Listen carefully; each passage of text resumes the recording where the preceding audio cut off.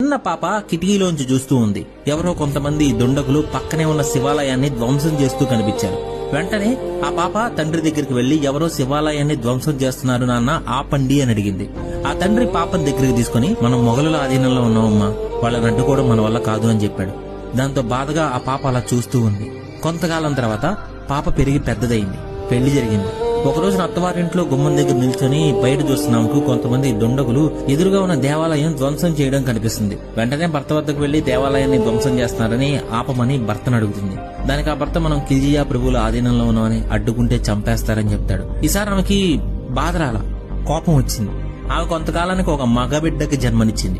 ఆ బిడ్డకు చిన్నతనం నుంచి రామాయణ మహాభారత గాథలు, పురాణాలు, వాటిలోని మంచి చెడులు, హిందూ ధర్మంపై జరుగుతున్న దాడులు, వాటిని ఎలా ఎదుర్కోవాలి, ధర్మాన్ని ఎలా పరిరక్షించాలి, స్త్రీల పట్ల గౌరవ మర్యాదలతో మెలగడం, యుద్ధ విద్యలు, ఇలా అన్ని వివరంగా చెప్తూ పెంచసాగింది.